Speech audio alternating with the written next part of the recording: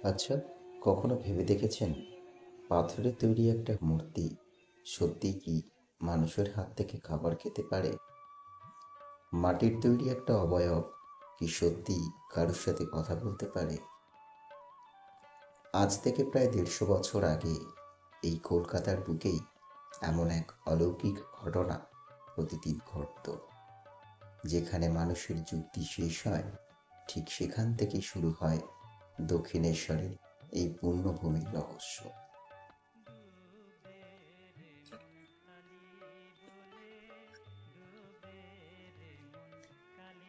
নমস্কার বন্ধুরা, আজকের আধ্যাত্মিক সফরে আপনাদের স্বাগত। আজ আমরা এসেছি এমন এক জায়গায় যেখানে স্বয়ং শ্রী রামকৃষ্ণ পরমহংসদেব পাথরের মূর্তির মধ্যে খুঁজে পেয়েছিলেন জীবন্ত মাকে।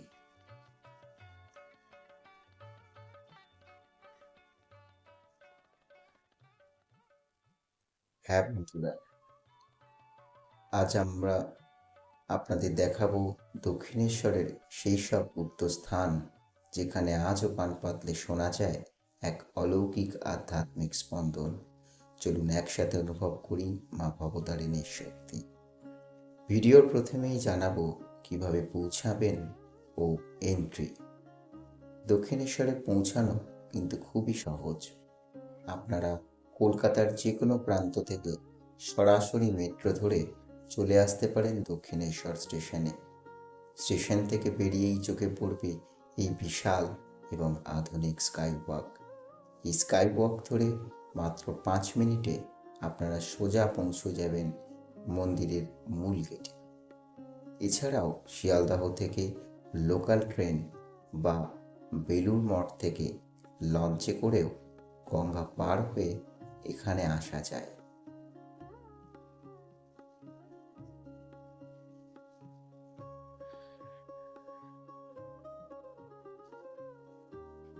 সতর্কীকরণ হিসেবে জানাবো বন্ধুরা, মন্দিরের এই মেইন চত্বরের মোবাইল বা ক্যামেরা নিয়ে ঢোকা সম্পূর্ণ নিষিদ্ধ।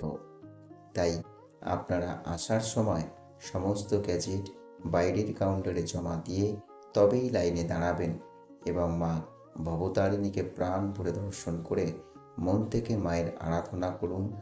মাকে আপনার মনের কথা জানাবেন। তিনি যে চিহ্নময়ী ভবতারিণী, ভক্তের ডাকে যিনি সর্বদা ব্যাকুল ও দুঃখ নাশিনী মমতাময়ী মা। মন্দিরের ইতিহাস বলে 1855 সালের 31শে মে স্নানযাত্রার দিন রানী রাসমণি এই মন্দিরের প্রতিষ্ঠা করেন। কাশীতে বিশ্বনাথ দর্শনে যাওয়ার পথে দেবী কালী রানীকে স্বপ্নে এসে গঙ্গার বুকেই এই মন্দির তৈরির আদেশ দেন। মজার বিষয় কি জানেন? যে জমিতেই মন্দির তৈরি তার একটা অংশ ছিল এক সাহেবের বাগান, আর অন্য অংশটা ছিল একটা মুসলিম গোরস্থান। জাতি ধর্মের ভেদাভেদ ভুলে রানী রাসমণি এমন এক পবিত্র স্থান তৈরি করেছিলেন যা আজ সারা বিশ্বের মানুষের কাছে এক পরম আশ্রয়। আজ এত বছর পরেও গঙ্গার পবিত্র ঘাটে দাঁড়িয়ে মনে হয় হয়তো মা ভবতারিণী এই পৃথিবীর বুকে আমাদের জাতপাত আর ধর্মের ভেদাভেদ ভুলে মানব ধর্ম যে শ্রেষ্ঠ ধর্ম সেই চিরন্তন সত্য মনে করিয়ে দিয়ে প্রতিনিয়ত মুক্তির পথ দেখিয়ে চলেছেন। বন্ধুরা, আজ আমরা জানব এই দক্ষিণেশ্বর কালী মন্দিরের অলৌকিক ঘটনা ও শ্রী রামকৃষ্ণ পরমহংসদেবের কথা।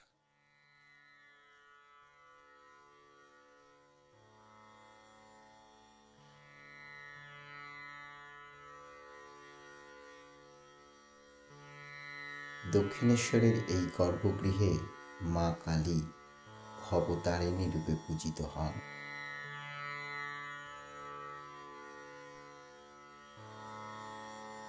এই সেই মন্দির যেখানে গদাধর চট্টোপাধ্যায় হয়ে উঠেছিলেন শ্রী শ্রী রামকৃষ্ণ পরমহংসদেব।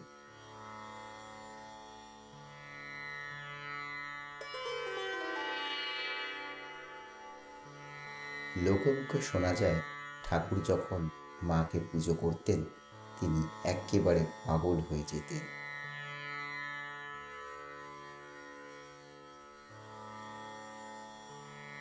নিজের পাত থেকে অর্ধেক খাওয়া খাবার মায়ের মুখের সামনে ধরে বলতেন,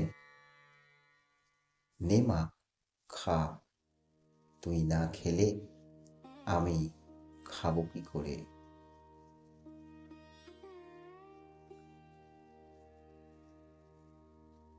এ কথা রানী রাসমণি ও মথুরবাবু জানতে পারে এবং ক্ষুব্ধ হন গদাধরের উপর, আর ঠিক করেন একদিন গদাধরকে ধরবেন।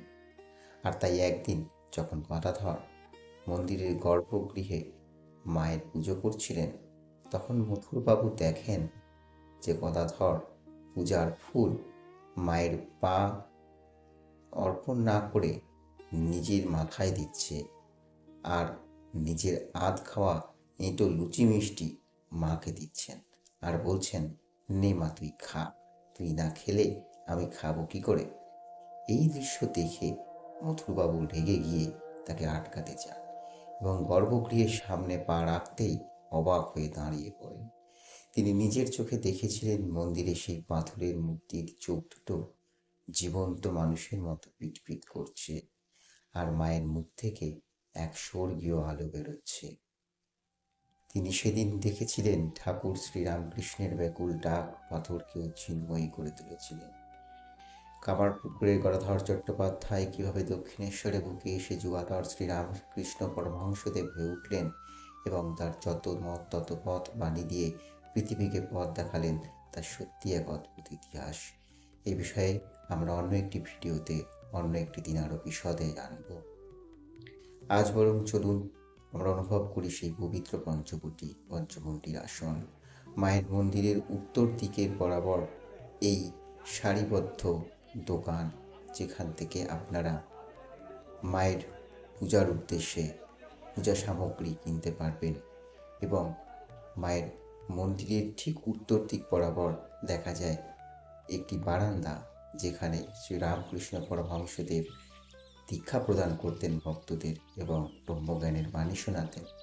আর মার্কেটের পিছন দিকে এলেই গঙ্গার ধার বেয়ে আছে এই পঞ্চবটি, এবং ঠিক তার পাশেই অবস্থিত বিখ্যাত পঞ্চমুণ্ডির আসন, যেখানে বসেই শ্রী শ্রী ঠাকুর রামকৃষ্ণদেব কঠোর তন্ত্র সাধনা করেছিলেন।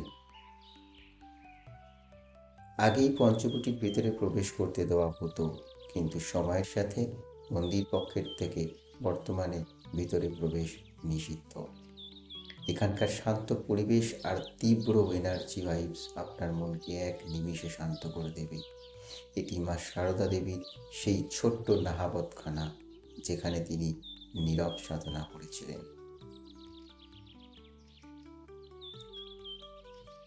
গঙ্গার ঘাটের সকালবেলার এই শান্ত পরিবেশ, সাথে মা গঙ্গার মিঠেল হাওয়ার প্রতিটা ঢেউ আপনার মন এক অপার্থিব আনন্দ ও ঊর্জা শক্তিতে ভরে উঠবে, যা আপনি সারাদিন উপভোগ করবেন।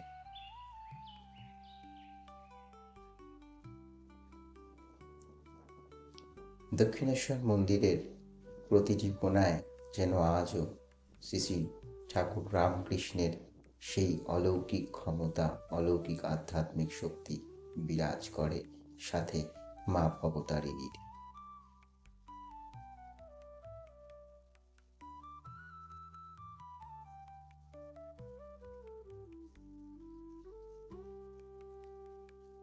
গঙ্গার ঘাট বরাবর আছে এই 12টি শিব মন্দির, আর এই যে 12টি শিব মন্দির দেখছেন, তা আধ্যাত্মিক দিক থেকে আমাদের শরীরের 12টি প্রধান শক্তির উৎসকে নির্দেশ করে।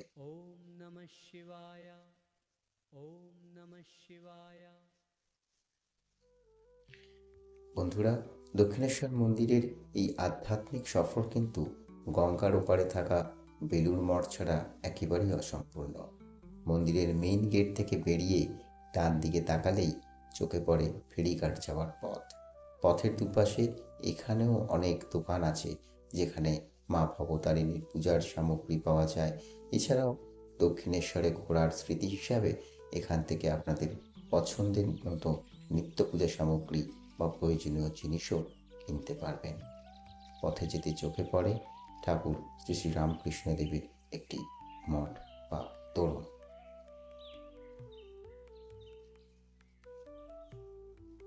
দক্ষিণেশ্বর ঘাট থেকে মাত্র 10 থেকে 15 টাকার লঞ্চের টিকিট কেটে গঙ্গা পার হয়ে সরাসরি পৌঁছে যেতে পারেন বেলুড় মঠ।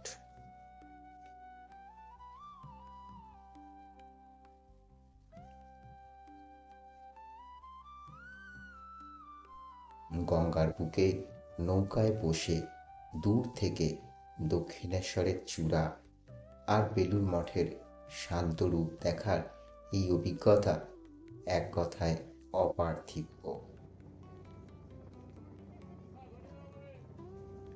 ঠাকুর শ্রী শ্রী রামকৃষ্ণ দেব এই দক্ষিণেশ্বরে বসে যে সর্বধর্ম সমন্বয়ের বার্তা দিয়েছিলেন, তার মহাসমাধির পর তারই প্রধান শিষ্য স্বামী বিবেকানন্দ সেই ভাবধারাকে বিশ্বমঞ্চে ছড়িয়ে দিতে গঙ্গার ঠিক বিপরীত পারে গড়ে তোলেন এই বেলুড় মঠ।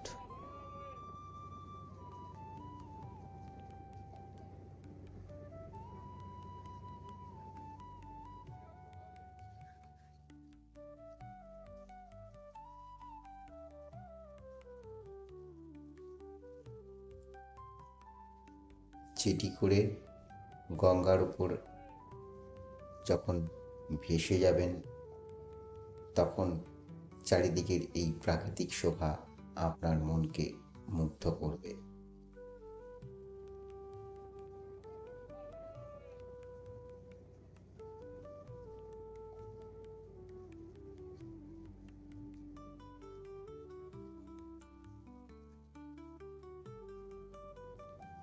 দূর থেকে যখন নৌকায় বেলুড় মঠের স্থাপত্য দেখা যায়, বেলুড় মঠের মূল মন্দিরের স্থাপত্যের দিকে তাকালে আপনি অবাক হবেন। স্বামীজি এই মন্দিরটি এমনভাবে ডিজাইন করেছিলেন যাতে দূর থেকে এটিকে একই সাথে চার্চ, মসজিদ এবং হিন্দু মন্দির বলে মনে হয়। যা যা শ্রী শ্রী শ্রী ঠাকুর রামকৃষ্ণের যত্র জীব তত্র শিব এবং যত মত তত পথ বাণীকে সার্থক করে তোলে। দক্ষিণেশ্বরে যদি শক্তির প্রকাশ ঘটে থাকে তবে বেলুড় মঠ হলো সেই মহাশান্তির স্থান। তাই দক্ষিণেশ্বরে এই দুই পবিত্র স্থানকে একই সুতে বাঁধতে ভুলবেন না। দক্ষিণেশ্বরের এই ঘাটে বসে গঙ্গার হাওয়া গায়ে মাখলে আর দূর থেকে ভেসে আসা আরতির ঘণ্টা শুনলে মনের ভেতরে সব অশান্তি যেন কর্পূরের মতো উড়ে যায়।